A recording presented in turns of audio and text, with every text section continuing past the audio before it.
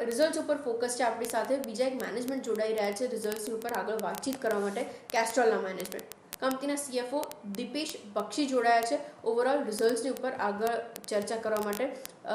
Sir शुक्रिया मेरे साथ जुड़ने के लिए. Very good morning. सबसे पहले मैं एक्चुअली डिमांड कंडीशन से शुरुआत करना चाह रही थी. आई बिलीव लो बेस था तो नंबर्स उसकी वजह से थोड़े बेटर रहेंगे ये एक्सपेक्ट कर रहे थे, लेकिन रोबस्ट नंबर्स है आपकी तरफ से. रेवेन्यूज़ के अंदर तकरीबन 80% का इजाफा, मार्जिन्स में आउट परफॉर्मेंस. क्या फैक्टर्स थे जो इतना स्ट्रॉन्ग परफॉर्मेंस के लिए हेल्प कर रहे थे? एक आइडिया, उसी से शुरुआत करें. सबसे पहले मैं आपको धन्यवाद देना चाहूँगा आपके चैनल पर आमंत्रित करने के लिए और आशा करता हूँ आप सब सुरक्षित हैं। 1Q और 1H के रिजल्ट्स एक स्ट्रॉन्ग फाइनेंशियल डिलीवरी रहे हैं। हमारा Jan to December financial year है और टॉप लाइन और बॉटम लाइन दोनों में ही ग्रोथ दिखा है।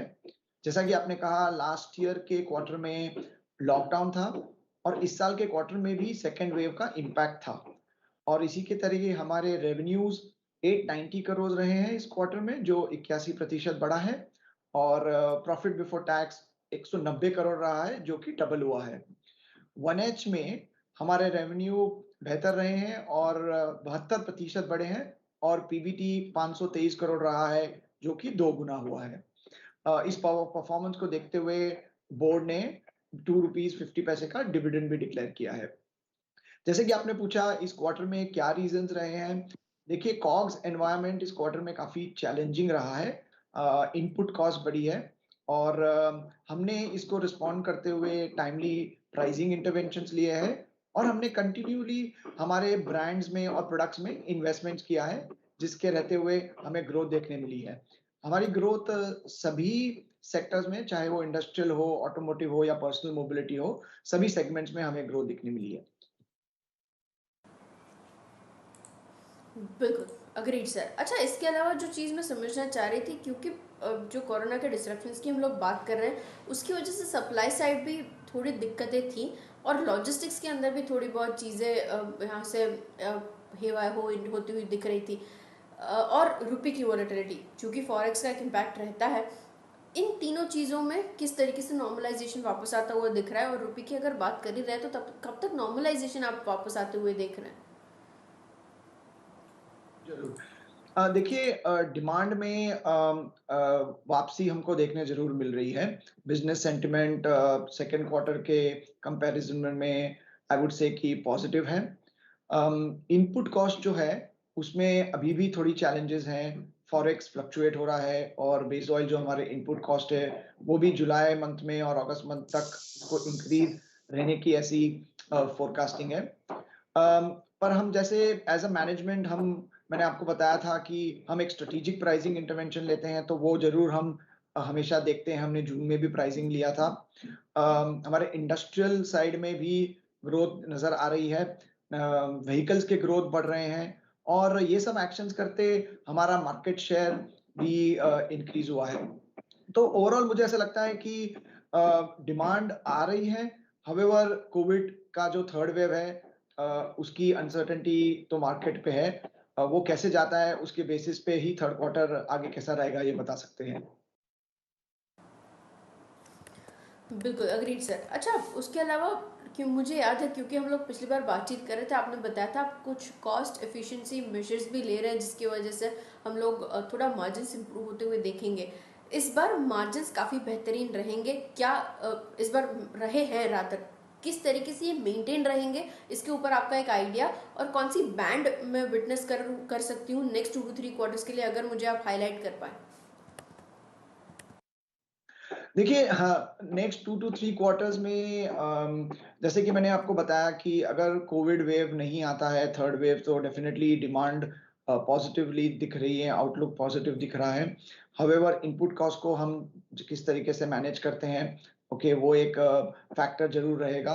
कॉस्ट की जो इंटरवेंशंस हैं वो हम हमेशा एज अ मैनेजमेंट फोकस करते हैं। हमने लास्ट ईयर एक रिस्ट्रक्चरिंग भी किया था, तो उसका बेनिफिट हमको आगे भी दिखते रहेगा, ये क्वार्टर में भी दिखते रहा है। और ओवरऑल जो नए ट्रेंड्स आ रहे हैं मार्केट में उसको हम रिस्पॉन्ड करेंगे। हम हमारे ब्रांड में इन्वेस्ट करते रहेंगे और उसके बेसिस पे ही हमारा रिजल्ट दिखाई देगा।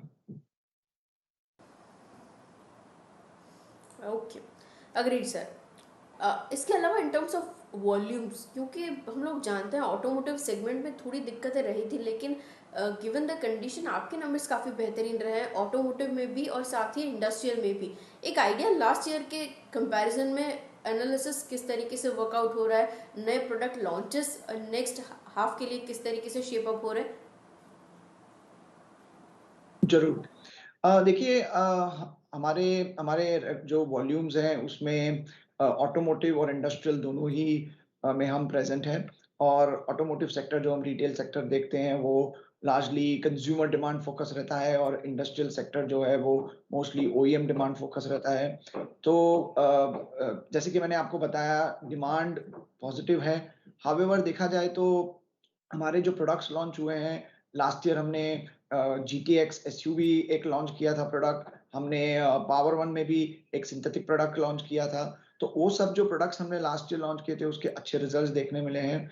हमने सीवीओ में भी सेक्टर में भी एक प्रोडक्ट अभी लॉन्च किया है जून में, सो जिसका रिजल्ट हमको आगे देखने मिलेगा। टेक्नोलॉजी में हम हमेशा आगे रहना चाहते हैं, और हम हमारा रिसर्च जारी रहता है कि हम नए से नए प्रोडक्ट मार्केट में लाएं और उसे सपोर्ट करें, चाहे वो सिंथेटिक में हो या फिर वो ई फ्लूइड्स में हो। Agreed sir. और in terms of ad spends और मार्केटिंग स्पेंड्स वो कैसे शेप अप हो रहे हैं, ट्रेजेक्टरी कैसी रहेगी नेक्स्ट 2 to 3 क्वार्टर्स के लिए, क्योंकि यहाँ पे भी आप कुछ क्वांटम बढ़ा रहे थे। जरूर। अगर आप हमारा एडवर्टाइजमेंट स्पेंड देखेंगे तो ये क्वार्टर में और 1H में भी ऑलमोस्ट 4% ऑफ रेवेन्यू रहा है। हम हमारे ब्रांड्स में कंटिन्यूली एडवर्टीजमेंट में स्पेंड करते हैं ताकि हम ब्रांड को सपोर्ट कर सके, हम कंज्यूमर को एक सेलियंसी दिखा सके हमारे ब्रांड की। तो ये जो हमारे ब्रांड के इन्वेस्टमेंट होते हैं ये स्ट्रेटेजिक होते हैं, और ये आगे भी उसी तरह से चलते रहेंगे। Agreed sir. अच्छा, तो आप बता रहे हैं डिमांड स्ट्रांग है, यहाँ से मार्जिन मेंटेन रहेंगे सिमिलर बैंड्स में, तो नेक्स्ट 2 to 3 years पूरी इंडस्ट्री का परफॉर्मेंस कैसे एक्सपेक्ट होना चाहिए, एवरेज ग्रोथ रेट? जरूर। देखिए, जैसे कि मैंने आपको पहले बताया, जो ऑटोमोटिव और इंडस्ट्रियल डिमांड है, ये दोनों ही डिमांड सस्टेन करने के लिए हमें एक डेफिनेटली एक कैवियट रखना पड़ेगा कि कोविड का कैसा इस पे इम्पैक्ट होता है, इकोनॉमी कैसे ग्रो होती है। कार सेल्स भी आगे बढ़ रहे हैं, और आगे देखा जाए तो ई मोबिलिटी में भी काफी प्रोग्रेस हो रहा है। तो उसमें देखा जाए तो हमारे पास एक रिस्पॉन्स प्लान है, और हम उस रिस्पॉन्स प्लान को एक्टिवेट करेंगे depending upon how the market goes ahead.